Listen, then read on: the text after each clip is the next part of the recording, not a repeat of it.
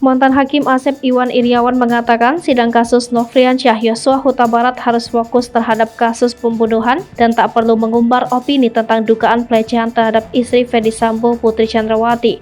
Hal itu disampaikan Asep menanggapi Ferdy Sambo yang menjadi terdakwa dugaan pembunuhan berencana terhadap Brigadir J yang tetap ngotot menyampaikan alasannya menghabisi sang ajudan karena dugaan pelecehan terhadap istrinya.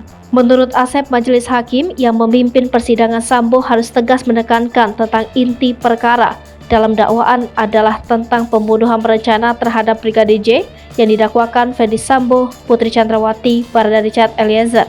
Asep mengatakan dugaan pelecehan seksual terhadap Putri yang dituduhkan kepada Yosua hanya sekedar narasi yang kemungkinan besar tidak akan muncul di dalam fakta hukum.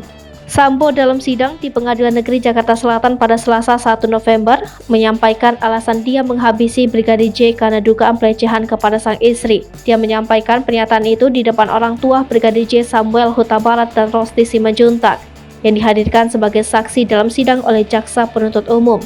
Dalam pernyataannya, Sambo mengawali dengan menyampaikan permohonan maaf dan menyesal atas kematian Brigadir J. Akan tetapi, ketika melanjutkan pernyataannya, nada suara Sambo meninggi dibarengi dengan sorot mata yang tajam dan agak melotot ke arah Samuel dan Rosti.